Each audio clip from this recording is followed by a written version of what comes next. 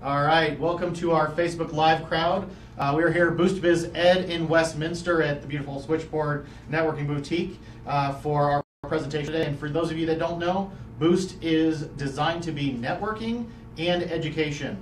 If you're not here and you're looking at me through that thing right there, you didn't get to take advantage of the whole networking that we have beforehand and that we'll have after. So we encourage you to attend a networking event and come in person to Boost Biz Ed. But we're going to have a great speaker here in a minute. I'm afraid a lot of you that couldn't be here in person are not here because of the problem that you have with the work-life balance. So if you couldn't make it here because you couldn't figure out how to get here because you're too busy, or because you were up at 2 a.m.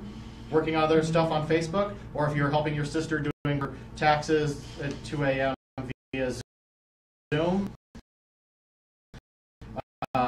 things happen, but work-life balance is very important. So we're going to talk a lot about that. So with that, Boost always brings educational, actionable education, so you can always take action on it right away. So with that, we're going to bring up Chrysta, who, please hold. Facebook is paused. Facebook is paused. All right. So Chrysta Bairre, Live, Love, Work, is going to go through the work-life balance for entrepreneurs. Chrysta is a career coach with over an 80% success rate, helping her clients get job offer, the promotion, and get a raise. With over 20 years in business management and HR, Chrysta uses her knowledge of business, leadership, and human development to help people do work they love and get paid well to do it. Chrysta has spoken at multiple Ignite events across Colorado, presented to the Association for Talent Development, Colorado State University, and many other local businesses and community organizations like Boost. Chrysta has served on the board of directors for the Northern Colorado Human Resources Association, say that 5 times fast, and has served multiple executive positions within Toastmasters International. She is the 2015 recipient of the Top 20 Classy Career Girls from classycareergirl.com and a 2016 participant in the Larimer County Women of the Year program. So with rousing applause, let's welcome Chrysta to the front of the room.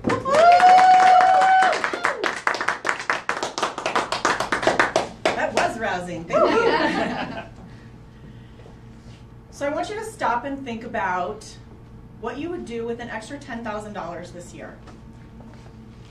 Some of you probably already have ideas. They pop right into your head, right? Does anyone want to share what you would do with $10,000 extra this year? I would put it in the bank. Put it in the bank. Smart. And I would save it. Save it. Yeah, smart. Or go to Europe. Or go to Europe. Yes, travel. That comes up a lot. What else? I'd invest it in my business. Invest in your business. Absolutely. That's great. Anything else? Anyone dying to share, Connie? Add staff. Staff. Hire some staff. Get your team going. Yes. Keep adding staff. Yeah. Thank you for sharing that. Those are all great ideas. The reason I like to start with this question, what you would do with $10,000, is because I want you to open your mind as a framework for what we're going to talk about today. Because we're here to talk about work-life balance, but what I want to present you with is the idea that with balance in your business, you can actually make a lot more money, up to $10,000 more. And in fact, it's my personal belief that everyone in this room is already providing enough value in the world through your work that you can make $10,000 or more without having to work more or work harder. Because that's what we think. If we think we want more money, we go to this place of thinking, well, I need to do more. What more do I need to do? Am I right? Mm-hmm. Yeah. Mm. And oftentimes, you're already doing it. You're providing the value, and what you really need to do is just tweak and adjust a few other things. So I want to tell you a story about a client I worked with. So this was a professional career woman who had been living paycheck to paycheck for quite some time, right? And just able to pay her bills and do a little bit more, but not really get ahead, not save, not invest, not travel in the way that she wanted to. And she came to me and we had a conversation, and she was telling me that she thought that she needed to go back to college to get a marketing degree because she was working in marketing. And many of us have heard that if you have a degree, you can earn more money, right? Mm-hmm. This is a common, I don't want to say misconception, but it's kind of a common misconception in many ways. So to her thinking, if I go back to school and get a degree in marketing, I'll be able to make more money, and that will be the answer. But that wasn't the reason she wasn't making more money. Instead of going back to school and spending years of her life and tens and thousands of dollars, I mean, she worked with me for 3 months and got a $10,000 a year raise. Nice. Yeah. And it was not because I taught her some fancy negotiation techniques or skills. Right? Making more money isn't always about negotiation. The work that we did together is going to involve some of the things that we're talking about today and some other stuff. But I want to tell you that story because I want to plant this idea in your head that you're already doing the work and you're already providing the value to make at least $10,000 more. And with some little tweaks, you can get there, just like my client did. Because it doesn't matter whether you're working for someone else or you're working for yourself. The same principles are applying here. Right?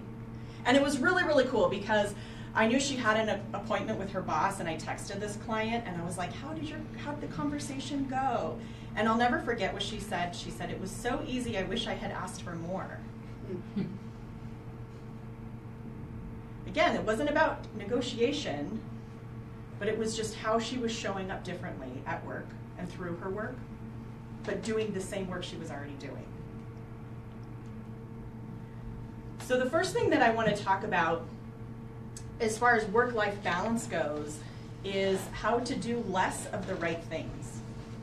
Less of the right things. So again, we think about wanting a bigger result, whether that's financial or whatever the result is, and we think, I need to work more. Right? But for most of us, that's not actually the case. I mean, some people it's the case, but if you're here and you showed up at this event, it's probably not the case. You're probably working hard enough. Right? Up at 2 a.m., right? Like, you know, have an 18-month-old. Like, you're working hard enough. Chances are. So I want to talk about the 80-20 rule, also known as the Pareto principle. So how many are familiar with the 80-20 rule? So, all right, good, most of the room. So it's the idea that 80% of your results will come from just 20% of your effort. 80% of your results will come from 20% of your effort. So my first tip is really about knowing what that 20% is for you and your business and focusing there. You don't have to do everything, particularly when it comes to marketing, because this is a thing that a lot of business owners, the trap that we fall into is from a marketing perspective, we're trying to do it all. Facebook ads, webinars, except they call them master classes now. Have you noticed that they shifted that? Facebook ads, master classes, speaking, writing a book, like all this stuff. And we're trying to do it all, and we're just spreading ourselves too thin. And it's not working, or it's working some, but we're getting burned out as entrepreneurs because we're just trying to be in all of these places and do all of these things. So think of the 80-20 rule when it comes to marketing. What is the 20% that's going to get you 80% of the result in your business? And focus there. So I recommend that you have just 2 to 3 marketing strategies and you focus on those. And don't worry about the rest. Just don't worry about all that other stuff. So for me, that looks like speaking, right? Referrals, and networking. That's where I get most of my leads. Actually, I get most of my leads from speaking. I get about 80% of my leads from just speaking. So I'm going to put a lot more effort into speaking and a lot less effort or no effort into all this other stuff that someone else might be doing. And I get it, especially if you're feeling like you're not quite where you want to be in business and you see someone else over here is being really successful with their Facebook group and you're thinking, well, maybe I should start a Facebook group or, whatever the thing is. Find the thing that's going to get you the 80% and focus there. It's not about doing more, it's about doing the right things. And what happens when you try to do more and more and more is we get closer and closer to that burnout point. Like, we're not as effective. People aren't as clear on what we're about. Right? But it's like speaking. People get what I'm about when I speak. And that's because I focus on speaking and I do it a lot, so I am damn good at it. I promise you I would not be as good at any of these other strategies because I'm not focusing there. But that's okay, because speaking is getting me the 80%. Right? That makes sense, doesn't it? Mm-hmm. And I want to add in something that I see happen a lot with entrepreneurs in particular. And there's no web designers in the room, right? Any web designers in the room? Okay, kind of. Yeah, because web people hate when I say this. So I like to just check out. But like, your website is not that important. No, don't say that. Your website is not that important, right? For most entrepreneurs, when you're starting out, okay? When you're starting out, your website is not that important. And I bring that up because it's like, we can just, as entrepreneurs, we think, well, I have to have this, and I have to have this, and I have to do that to be successful. And oftentimes it's not true. Often what you really need to do is just get out there in the world and be sharing your brilliance with people. So the exception to that rule is if you have a business that is web-based, or you're trying to specifically attract people online, then it's, then maybe the website is the 20%. But for many entrepreneurs, the website isn't the 20%, at least not in like your first 3 years. So you want to have some kind of web presence, but like, don't stress about it, right? Minimum viable product, MVP. Are you familiar with this concept? Minimum viable product. Like, your brilliance, your gift that you have to share with the world, unless it is the website or graphic design or something like that, be out there sharing your gift, because that's how you're going to get more traction than having this like beautiful website that no one goes to because nobody knows who you are. Connie's totally shaking her head over here. She's like, I feel you, girl! Yes. And as you grow, of course, then it does become more important to have a website and stuff like that. But we're talking about growing your business and being in a beginner stage, like in the first 3 years in particular, but maybe even within the first 5 years, the website is not the most important thing. So basically what I'm telling you is to do way less work to get a much, much bigger result, and I'm letting you off the hook for like a lot of that stuff, those shoulds that you put on your to-do list. I really should XYZ, especially because I don't know if it's only happening to me, but are you guys just getting bombarded with ads and stuff on Facebook of like, take this class and you need to learn how to do this, and sales funnels, and right? Like, it is, we're being live so I won't cuss. It is effing exhausting. Is it Mother's Day? Yeah, like it creates this like fatigue and this like overwhelm. Yeah. So just, you can ignore all of that. Find your 20% that's going to get you 80% of the result. And that's how, right, you're getting closer and closer to that extra $10,000, because you're doing less of what you are amazing at. Less of what you personally are amazing at. And that is how you really attract people to you and get people engaged with what you've got going on. Thoughts, questions, comments about that before I move on? Let's have a conversation. Like, I don't want this to be the kind of thing where I'm just standing here just talking at you. So like, how do you pinpoint what that 20% is, like specifically to your own business? Yeah, great question. How do you pinpoint what that 20% is? So there's a lot of different ways that you can do that. You can look at what has worked for you in the past. Look at what you enjoy doing, because if you enjoy doing it, chances are it's going to be more fun and easier, and you're going to connect with people better, right? You might work with a coach or a consultant who can help you narrow in on what that really is for your business. You might look at similar types of business and see what they're doing just to get some ideas, but I really encourage you not to think that you have to do what someone else is doing. Find your own way. Yeah, and before we get to your question, I also just want to say this is a pet peeve of mine. There are a lot of programs out there where someone has become successful with a certain marketing tool, and then they start selling, like, I've done it and I'll teach you how to do it exactly the way that I did it. I will give you my exact formula. Have you seen those? Mm-hmm. I'm not saying they're never worthwhile. I think they can be worthwhile. But you know what? I've been doing this a long time, and find a way that works for you. Because learning someone else's way, their step-by-step process, it may work for you and it may not. So always, have that discernment filter of your own. And what was your question? I just wanted to make Thought. comment two things. First of all, for people to be able to remember you, you have to know who you're looking for. Yeah. And they can, you can Google and you can, work on price or this or this or that. But for me in my business, you're buying or you're getting a relationship. It's a long-term relationship. So if you go out and actually say, this is me, here, I'm not on Google, this is not a picture on Google, then the person will remember you. Yes, you could do Facebook. I'm agreeing with your point. Yeah, absolutely. You bring up a great point, which is that if your business is relationship based, particularly, that's where it's less important to have a web presence.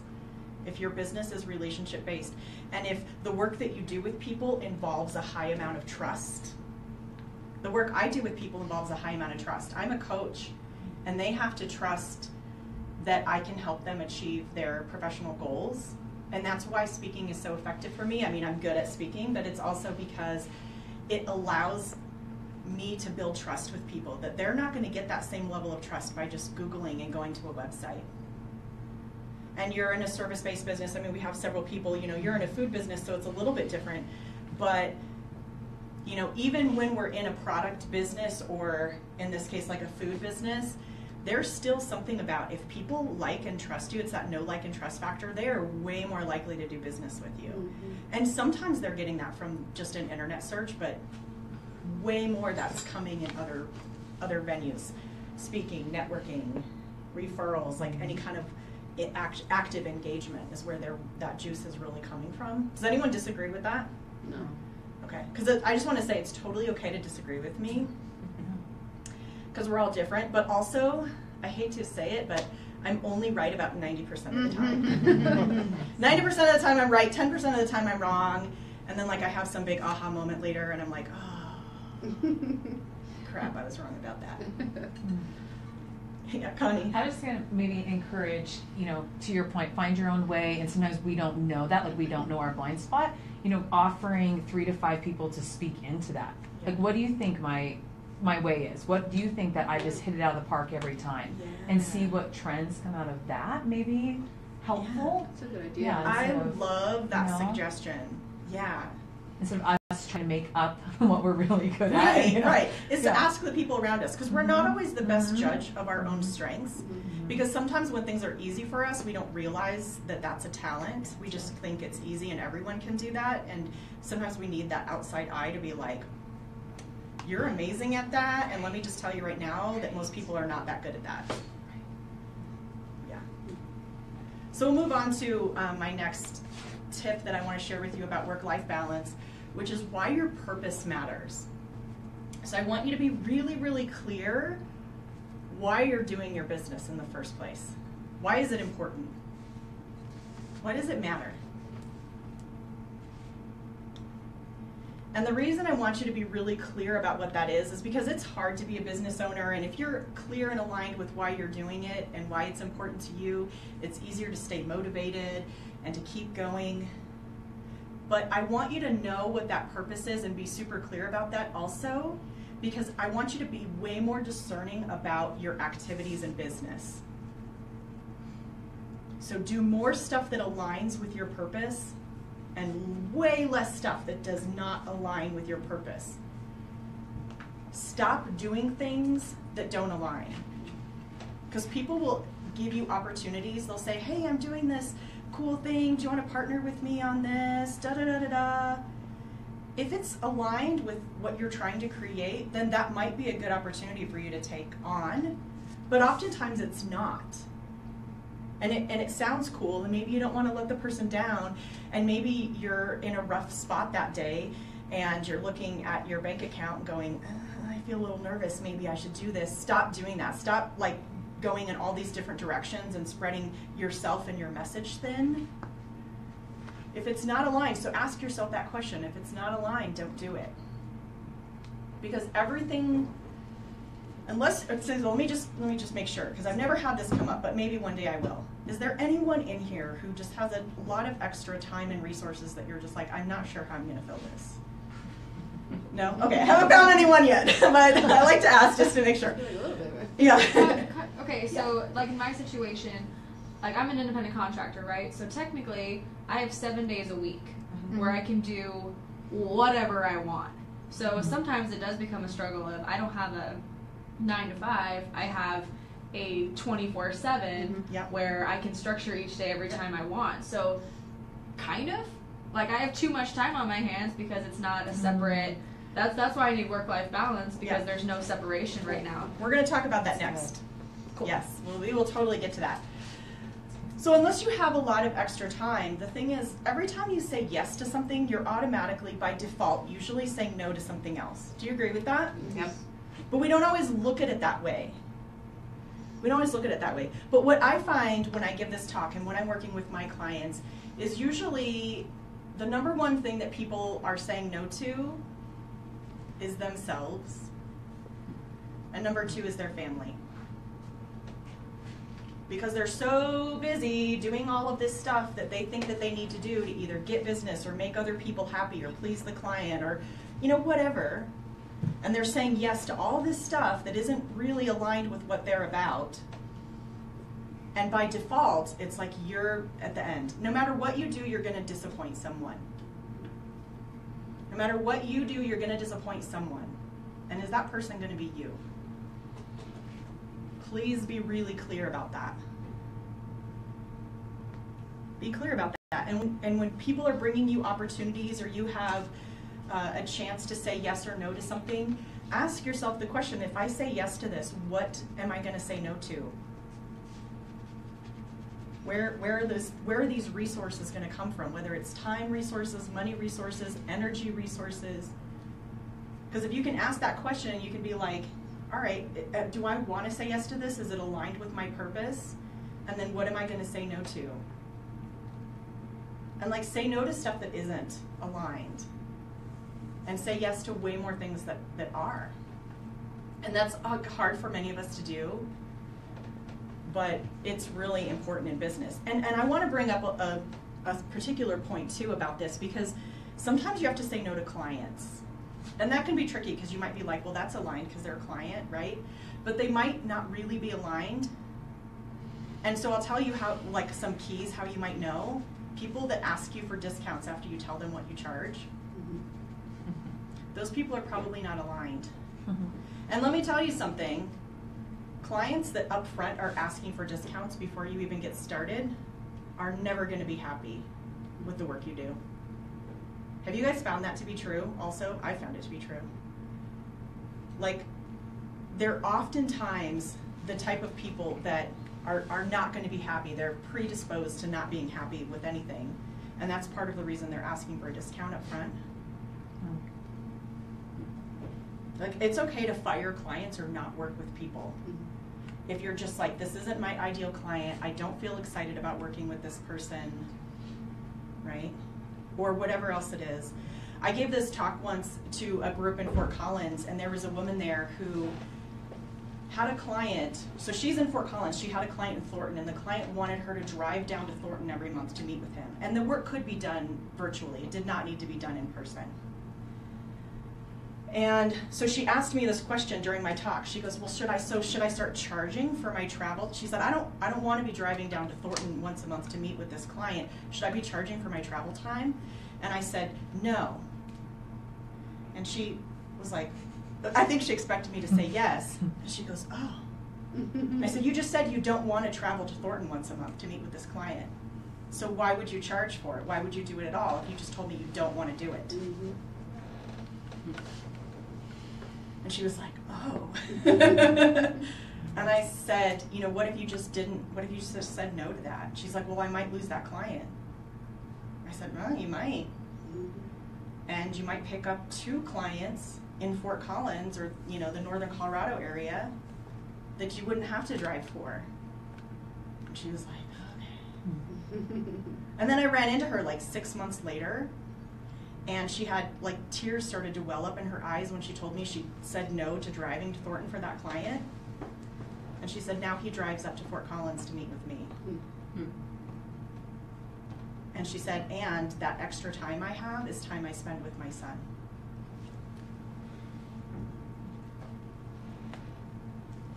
So, yeah, right? And I was just like I almost started tearing up because like she was tearing up.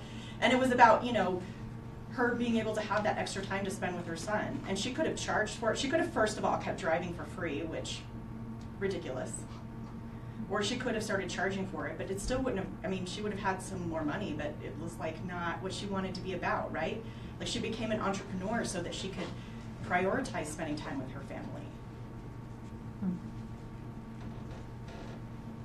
So it worked out great. Yeah. Questions or comments, thoughts about that? I feel like you've got something to say, Drew. No, Bring it on. No? No, not at this point. Okay. I'm enjoying it, thank you.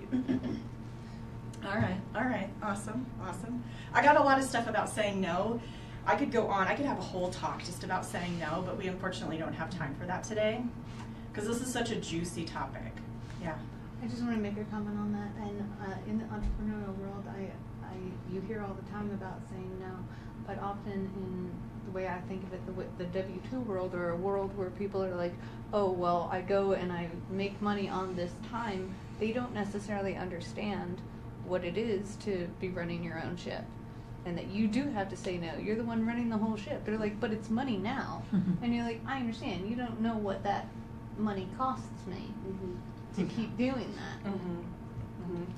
So I'm just saying, if somebody is trying to give you advice and they aren't an entrepreneur and they aren't doing it themselves, you have to take that into consideration and like have that weigh their advice on it. Yeah, absolutely. I mean, it is hard when you're getting advice, and as an entrepreneur, like everyone has advice for you. Am I right? Free advice is the best. Free advice, yeah. I mean, it's kind of ridiculous, right? Well-meaning, but yeah, they're not in that position. They don't necessarily have the qualifications or expertise to be advising you in that area. But I challenge the idea that even in the corporate world, you can't say no, because I've done it. I've done it before.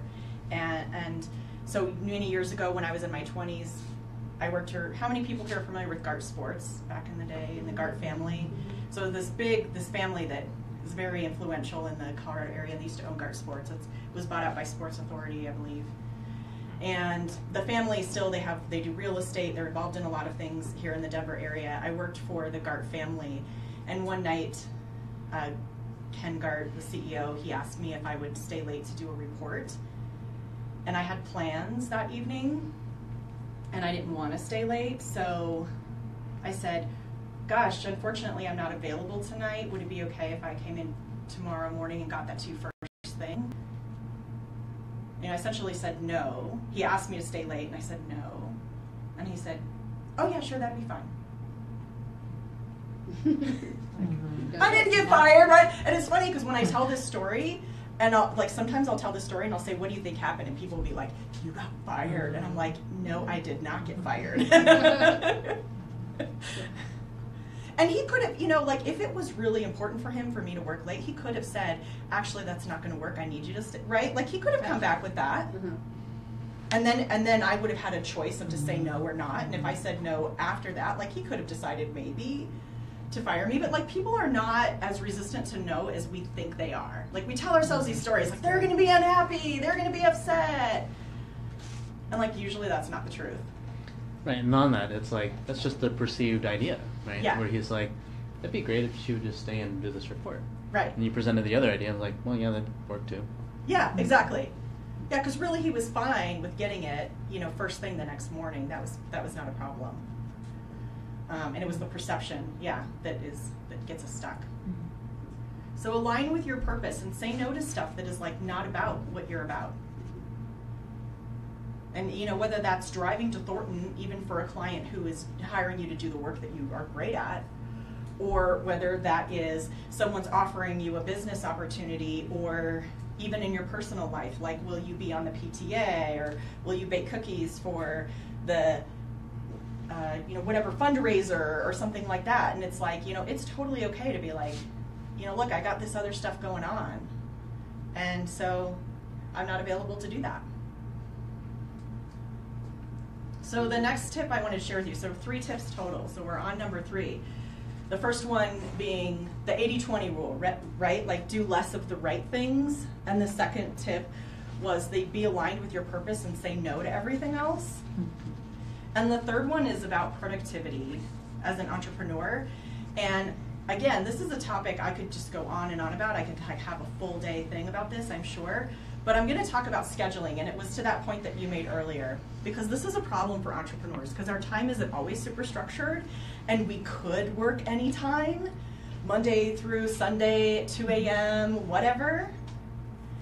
And it's like we don't always have good boundaries around that. And especially many of us become entrepreneurs because we want freedom in our schedule. But don't mistake freedom for overworking, because they're like not the same thing, right?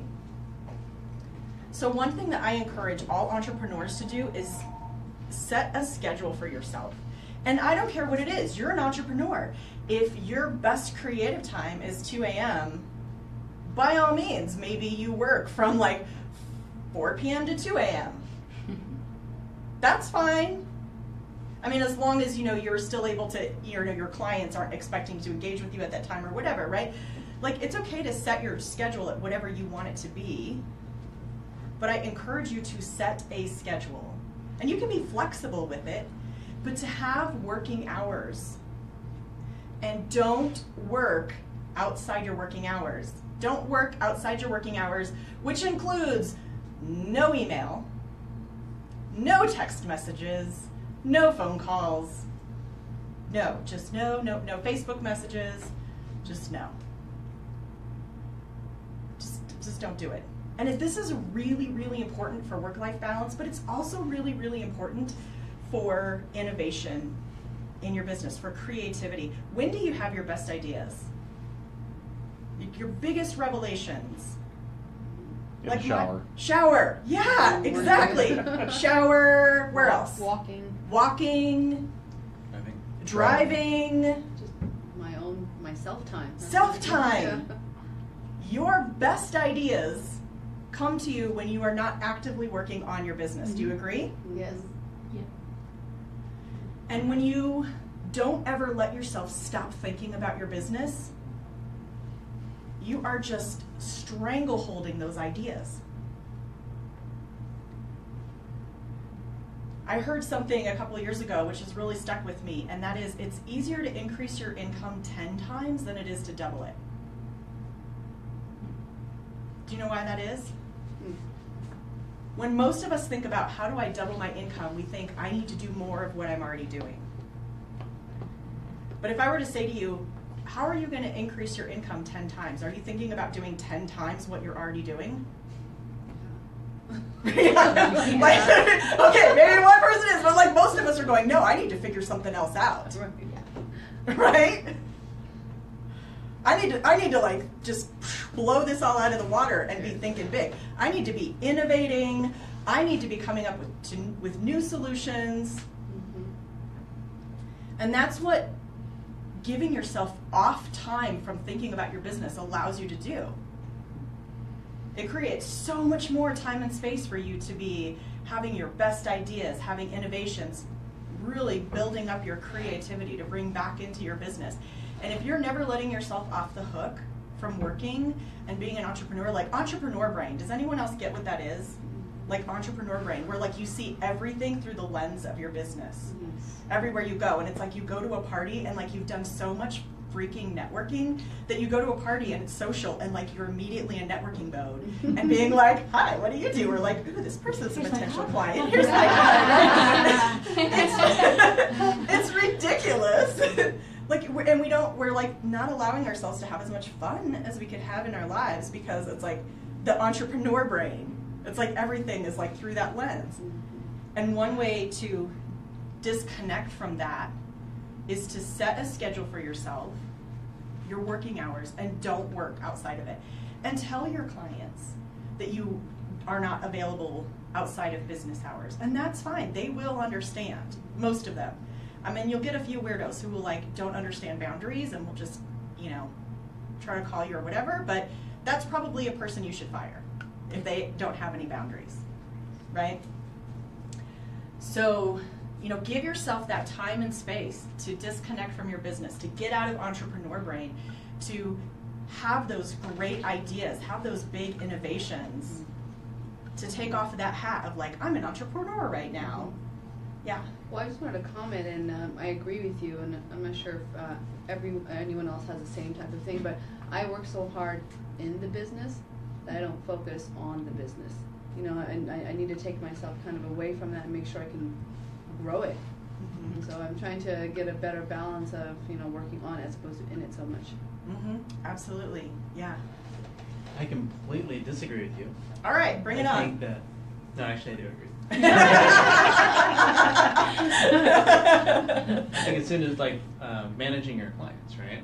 If you give them the permission, as soon as you answer the phone at 8 o'clock, they know that you can answer the phone at 8 o'clock. Right.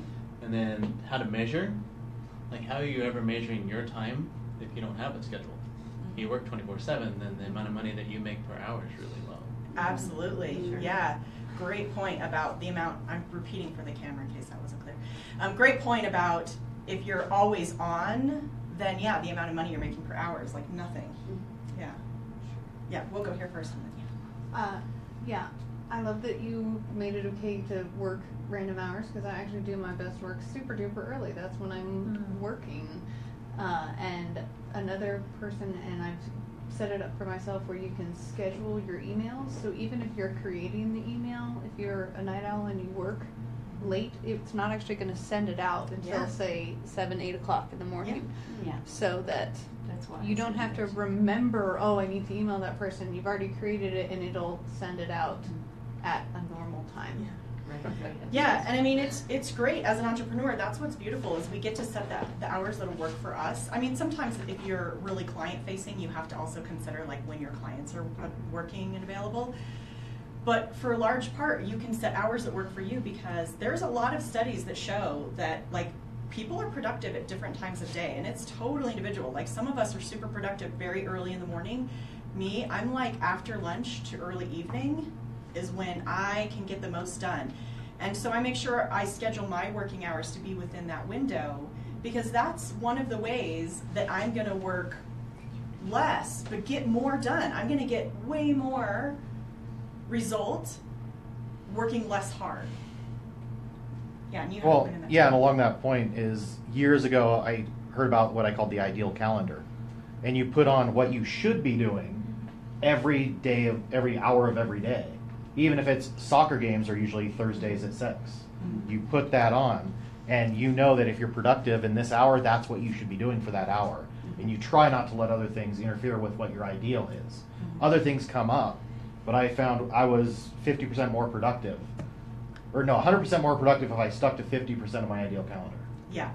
Yeah, you were 100% more productive if you stuck to 50% of your ideal calendar. Yeah. Using like that time blocking Exactly. kind of a theory, which is great. And the nice thing about time blocking, and I absolutely do that as well, is like, or this is maybe an important thing about time blocking, is that when I decide to work on something else, which sometimes I do, I just move that thing somewhere else. I don't just forget it, I move it. Yeah. Yeah. Other thoughts on that? I guess just along with that is the technology where it kind of plays in, where you can be like, here's my calendar, and you can share it. Yeah. And it specifically goes, okay, well, this is the times that they have to meet. I love that. Yeah, yeah. Technology really makes it easier to work when you want to work and in a schedule that works for you. It's just the most important thing is that you're not working outside your scheduled time, right? That you've set for yourself. And you can shift it sometimes, right? But that you are giving yourself a break to disconnect from the business. And so I talk about work-life balance as one of the topics I talk a lot about. And so I have clients who are entrepreneurs who are struggling with work-life balance, and I will tell you, every single time I work with one of these people, they start making more money. They start making more money when, like, we're implementing some of these things and we're working together. And it's like, it's not always easy at first because we have some of these bad habits or are really afraid of disappointing people, or because, you know, if you wake up every day and you look at the bank account, it doesn't look like enough we go to that scarcity place of like, well, I better really hustle today. Hustle. Oh, I love that word. That's an awesome word. But see, I feel like it's glorified. Hustle, like I'm working hard, and I work hard, and I think it's great to be really productive and in the zone and all of that. But I feel like it is glorified that like somehow we are more valuable as human beings. We're better people and better business people if we're like hustling 24/7. But really that's what leads to burnout. Mm-hmm. And the thing is, the closer and closer we get to burnout, like we become less successful because we're not as effective. Even when we're in our zone of genius, we're just like, we're not as effective with people. And there's studies that show this, that for every hour over 40 that employees work, their productivity drops. Like, I don't remember the exact statistics, but it's something like 70%. So, you're not really getting a benefit out of working more or working harder. You're just making yourself way less effective. And wouldn't you rather be really good at what you're good at, doing it again, the 80-20, like doing 20% of what you're amazing at, and like just letting the rest of that stuff go and just being like, I'm not about that, and I don't need to be about that. That's totally fine for me to not be about that. And you're getting the results, and you're bringing in the clients, you're achieving the things that you want to achieve. And it's not always money focused, but many entrepreneurs, especially in the first 5 years, are like, we get a little money focused because we're like, I gotta pay some bills, and I don't know where this is coming from. But it's usually not coming from like pushing ourselves, working harder and harder, at least not for the people that I work with, right? And I do believe that there's people out there who need more, they need to step it up, right? There are people who need to step it up. They're usually not the people who show up for a talk that's called work-life balance, But even with those people who need to step it up, it still needs to be, you can still benefit from 80-20 rule. You can still benefit from, knowing what your purpose is and aligning with that and not doing this other stuff. And you can still benefit from like scheduling your time, because if your challenge is, I need to step it up, I let myself off the hook too much, having working hours can be a great way to create structure around, should I be working right now? Yes, it's my working hours. And then should I be working right now? If it's outside your working hours, like, no, that's okay. Take a step back. So yeah, that's what I have for you. Those are my 3 tips I have for you. And like I said, I could stand up here all day long and go on and on, because this is my jam. I love this stuff. This is near and dear to my heart. About 8 years ago, I started writing a work-life balance blog after burnout and having some serious health issues that were stress-related. And now many of the clients I work with, whether they're career professionals or whether they're entrepreneurs, like, we're incorporating a lot of this stuff in. And as I told you in the beginning, it's helping them get the results they want and helping them make more money.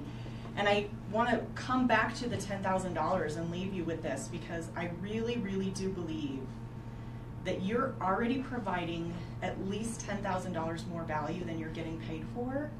And so let's, look at the things, the little tweaks that you need to make and the little shifts that you need to make to allow that money to come to you, that is not working harder, is not getting a degree, is not somehow legitimizing yourself more. You already have that value. You're already providing that value. And there are ways that you can just tweak a few things and get paid a lot more and be doing more work that you love, to paid more to do work you love, and to be happier in your work and life, because you're not just like working all the time like a crazy person. And that's what I do with my clients. So I believe it's possible, and I know it's possible because of the people I work with. All right, well, let's give it up. Anybody have any other questions? I know it's kind of interactive as we went through, but any last lingering questions that you want to share? Facebook people, comment, and she will probably answer it later for you. So, all right. All right, well, if there's nothing else, thank you again. All right, well, thank you all for being here. We're going to go around the room next. I forgot to mention this ahead of time. Not front screen. Your action forms. This is our feedback of how we did. And other than bad jokes, everything else should be positive. But obviously, you can leave it blank if you want to just, rail on me, that's fine. But we'd encourage you to fill this out. And if you want to be contacted by any of the MCs, coordinators, the people that put it on behind the scenes, because we maybe didn't get a chance to meet all of you, just mark that down and we will be in touch with you, especially if you used that. All right, and then the bottom part is the most important part, especially for you. That is the action. What are you going to do to change what you're doing now to make an extra 10 grand? I mean, be more productive. I mean, be lazier. I mean, do something more gooder. That's for the copywriter out there that's listening right now. So make sure you fill these out, turn these in. You can leave them on the table over here or hand them to any of us that are kind of running this. And this is put on by a team of people that are drastically underpaid for what they do, because we do this for free. So, Connie, can you scroll down to the ally section? So there is a whole team of people. It's not just me and Drew, the boss man in the corner. But for today, keep going. There's 2 rows. Thank you. So for today, Chrysta is our presenting sponsor. So we want to say thank you for having her here. You didn't include it in your presentation, so come back up here. How do we get in touch with you and work with you if we have more questions, or actually want to give you like 10 grand to make us 10 grand? Yeah, awesome. So if you want to connect with me, just come meet with me afterwards. You can give me your business card and we can connect offline. I do offer a complimentary coaching session to anyone who thinks that you might want to work with me, and we can connect and schedule that. Or you can go to my website also and fill that out, which is livelovework.com. Perfect. And you can check the box on the sheet. We'll make sure we put you guys in contact. We have Ben Brown, who's our video guy, who made the Facebook Live part happen. So Ben, how do we get in touch with you, and what do you do outside of doing videos for us? That's it. Just the videos. All right, fine. So if you need videos, he's your guy. We have Drew Shockley here, Yes. Call to Action Alliance. Do you want to come up and do it, or do I get to butcher yours? I can try.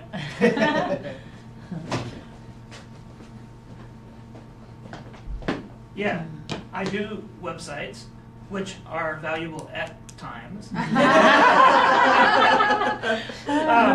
Yeah, but I'd love to date. Call to Action Alliance is the side of what I do that does websites, and in that arena for the last 15 years, I think I've been working with small businesses, digging into where their passions are and how this can really shine on a website and how they can create differentiation. So that is what I'd love to do as well. I am glad you are speaking for Boost Biz Ed. I'm glad you are all here. Thank you for taking the time out of your busy day. It is a balance. I thank you for committing to investing in yourself. And I, again, implore you, we do need your help. If this was valuable, who else might benefit from it? And can you come back to Paul will talk about our future events in a minute, but we'd love to have you as part of our ongoing community and really as bolstering business so we can do incredible things in this world. So thank you for being here. Thank you. All right, thank you, Drew. You stole my thunder. Connie. Yes. Connie is the owner of Switchboard Networking Boutique, this fabulous space here, and lets us use this room for this meeting. So what do you do when you're not hosting us? Awesome. So I'm Connie Kircher. I serve as the owner and founder of Switchboard Networking Boutique. We really serve business owners in the community in 3 ways. We have our large venue, which we are all enjoying today for workshops, trainings, mastermind group, networking groups. So it's rentable by the hour. We really are a cornerstone that it's convenient, cost effective, and really meant to be community feel.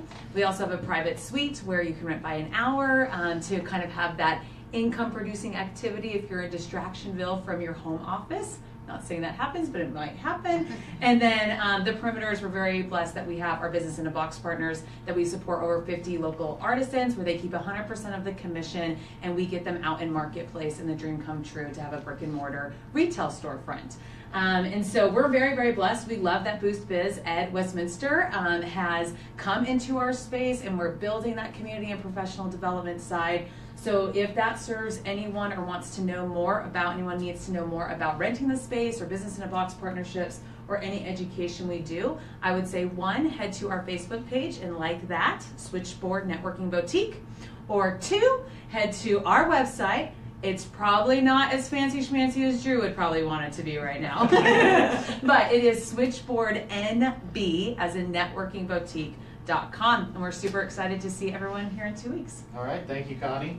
And then when I'm not up here, making bad jokes, I actually work with a company called Team National, and we help businesses get access to customers across the country. We are basically a savings network, so we partner with about 10,000 businesses, and they get access to our close to 2 million members across the country. So it's a win-win. Consumers and businesses get to save on stuff that they're buying, most likely from companies that they're already buying from, and then businesses get to market to those other consumers or businesses and increase their revenues with a very, very loyal customer membership base. So with that, hopefully I gave you guys enough time. I'm going to pick on a couple of people, 3-4 people, to come up and share what they learned, what they're going to take action on. So maybe I will start, as she's not looking at me, with Meryl. All right, Meryl. Yeah, come on up so you can be extra FaceTime. It's totally fine. Hi. So real quick, again, yes. who you are, your Uh-huh. business name, and what you're going to do based on what you learned today. Excellent. My name is Meryl with Meryl's Bookkeeping and More, mbmore.com, and I am a bookkeeper and virtual, so I can work anywhere in the U.S. What I'm going to do is keep on keeping on and know that I'm in the right area. And in my business, it is relationship-based. It's a long-term, intimate relationship. And so FaceTime is really important to be seen as different than just a Google search. So, and that's what I'm going to do. All right, cool. Thank you, Meryl. All right, Cindy over here. Okay. All right. I've been friends. I was like, Everybody has And to. stand on that. Yeah, stand on this side, just so that Yeah, you're not, not, right, in the not light. right for the screen. There you go, That's a mistake friend. I made. Yeah, just so they can see you, friend. My name is Fetian. I'm the owner-operator of Konjo Catering and the Ethiopian food truck food industry. So my takeaway from this is making sure that my productivity is aligned with what I want to see for my company in the future. So I have big ideas, big things. I definitely want to have a brick and mortar or storefront, but not just one, but a chain of them. So that is my end game. So thank you for having me here. Nice. Thank you. All right. Anyone else? Sure. All right. Yeah, friends. Okay. So I'm Tiff Choate. I'm in the creative industry, an artist. I think the biggest takeaway from this talk today is really more well defining how I schedule my time. I'm all over the map. The biggest thing with me is that I consider business hours is when I put in all my marketing and my emails and my contacts and setting up references or referrals and things like that. And then I consider my off time my creative time, which for art is a very great therapy for me. But what's happening is there's not enough time in the day to do it all. So really defining what are my 2 or 3 strategies is probably a really good thing for me to do. Kind of get down to business because I spend way too much time going Facebook ads and Instagram, and that's not really where my gift is. So marketing, a little bit less crazy, more creative energy. So thanks. Woo! Here. All right. I'm going to pick on one more today. Yeah, I'll go Okay. for it. Okay. So, couple things. So I need to set actual business hours. I'm very, very conscious of that. My business is kind of unique, I guess some of you might identify, and then I can actually quantify client by client. Okay, where did I find them? And where are my efforts best focused? So that's something I'm going to sit down and do today is be like, okay, where did I get this client? Where did I get this one? So I can actually see an 80-20 in perspective and see where to best focus my energy there. And then the last thing is that I need to, if that's not getting me business, then I need to set aside actual time to do my tedious stuff, my follow-up, or just delegate altogether. So that's about what I'm going to do. And I'm Danae Osted, Transamerica Financial Advisors. Was there another thing I was supposed to mention? No. I think you got it. I just black out as soon as I get it. That's right, I'll go back to the recording to see what I said. So, with that, Connie, can you scroll down a little bit further here? If you do find that networking events are productive for your business and a good use of your time, we do have, keep going, do have other boosts going on. So our next one here, crack the secret code of the top 3%, how the most successful people achieve what most of us only dream. So how do you be one of the 3%, basically? So that one's here on May 9th, fancy pointer, same time. We also have one in the Tech Center on May 4th, the fancy pointer, down at Innovation Pavilion, so we invite you to go to those. For those of you on Facebook, come to it. If you're here, come to it because you get to meet all the great people in the room as well. So if you can't make it, we appreciate you being online, but we'd rather have you in the room and shake your hand. So with that, those are the next couple events we have going on. I'm going to say goodbye to our Facebook Live crew, and we're going to do more networking here in the room. So I appreciate all of you being here and on the online stream as well, and we will